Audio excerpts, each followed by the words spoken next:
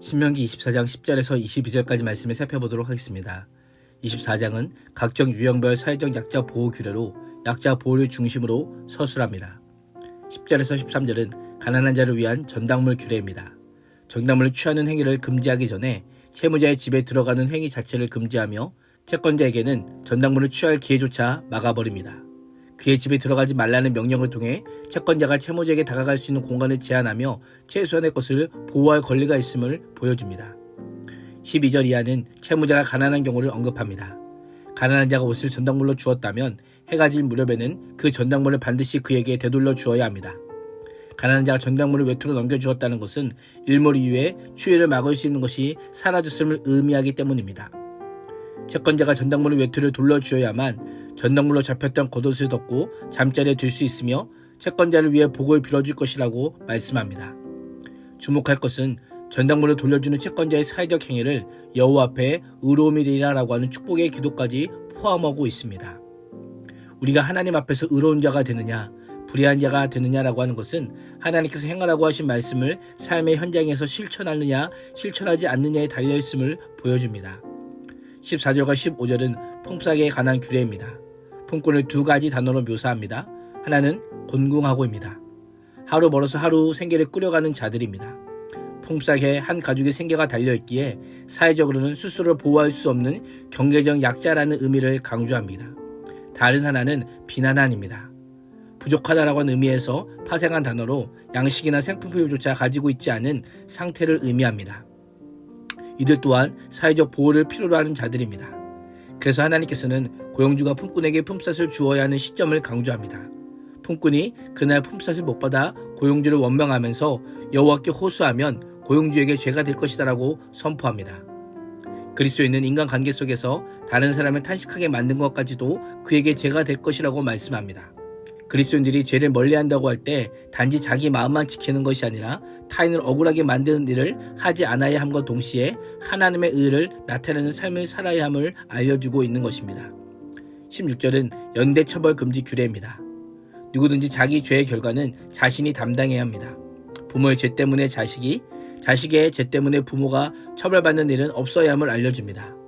고대 군동에서는 어떤 사람의 죄에 대해서 공동의 책임을 묻는 연좌제가 성행하였는데 하나님께서는 한 사람이 연대 책임으로 인해 종으로 전락하는 것을 방지하는 것을 넘어 생명까지 보호하십니다. 17절과 18절은 약자를 위한 공평한 법 집행 및 보호 규례입니다. 객이나 고아의 소송을 맡아 억울하게 재판해서는 안 됩니다. 과부의 옷을 저당 잡아서도 안 됩니다. 그 이유가 무엇일까요? 하나님께서는 이스라엘의 출애굽 사건과 연결시킵니다. 먼저 너는 애굽에서 종되었던 일을 기억하라고 합니다. 이스라엘은 과거에 자신들의 종의 신분으로 오랫동안 고난 가운데 있었음을 기억해야 합니다. 다른 하나는 네 하나님 여호와께서 너를 거기서 속량하신 것을 기억하라고 합니다. 속량이라고 하는 것은 값을 지불하거나 그에 상응하는 대체물을 주므로 한 사람으로부터 다른 사람에게 소유권을 이전시키는 것을 의미합니다. 성경에서 속량이라고 하는 표현은 사형 선고를 받은 사람이 목숨을 구속하는 것을 언급할 때 사용되었습니다. 출애굽기에서는 하나님께서 애굽에 있는 모든 초태생들을 죽이시고 이스라엘의 장자를 살리시는 것을 감사하며 장자를 대속한다고 말할 때도 이 속량이라고 하는 단어가 사용되었습니다. 본래 속량은 여호와의 일이지만 이제는 그 일이 이스라엘의 일이 되어버린 것입니다. 이스라엘이 종이었을 때 여호와께서 속량하셨듯이 이스라엘은 자기 주변에 있는 객과 고아와 과부들이 종으로 전락하지 않도록 돌보아야 하는 명령을 받았음을 알려주고 있습니다. 우리 또한 제 노예로 죽었던 자들이지만 예수 그리스도의 십자가의 구원과 은혜로 살려냄을 받았기에 우리가 유사한 처지에 있는 연약한 자들을 압제하지 않고 손을 내밀어야 함을 기억해야 합니다.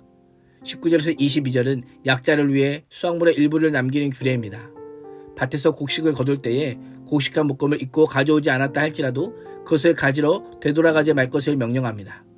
그것은 나그네와 고아와 과부에게 돌아갈 몫이기 때문입니다. 일반적인 생각으로 밭에 남겨진 곡식을 가져오지 않는다면 주인에게 손해가 되지 않을까라고 질문할 수 있습니다. 그러나 오늘 말씀은 오히려 그리하면 내 하나님 여호와께서 내 손으로 하는 모든 일에 복을 내시리라고 말씀합니다. 더 큰 복이 있을 것이라고 선포합니다. 이렇게 본다면 나그네와 고아 과부에게 돌아갈 몫을 자신의 몫으로 주장하는 것은 하나님의 것을 훔치는 것이라 할 수 있습니다. 사회적 약자들에게 식물을 주시는 분이 여호와 하나님이시기 때문입니다. 20절에서 21절은 올리브 나무 열매와 포도원의 포도를 딴 후에 그 가지를 살피지 말고 그 남은 것은 객과 고와 가보를 위해 남겨둘 것을 명령합니다.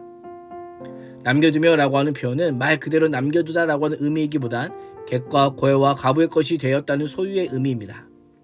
22절은 넌 애굽 땅에서 종되었던 것을 기억하라 라고 하시며 내가 당신들에게 이러한 명령을 하는 까닭도 바로 여기에 있다라고 말씀하고 있습니다.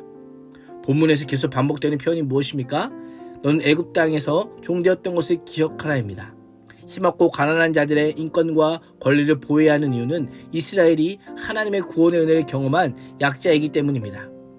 오늘도 하나님의 구원의 은혜를 기억함으로 약자의 이웃이 되어 그들과 함께 울고 함께 웃는 그리스도인이 될 수 있기를 주님의 이름으로 축복합니다. 기도하겠습니다. 하나님, 죄에 놓였던 것을 기억하며 하나님의 은혜와 사랑과 자비를 흘러보내는 복의 통로가 되게 하여 주옵소서. 예수님의 이름으로 기도합니다. 아멘.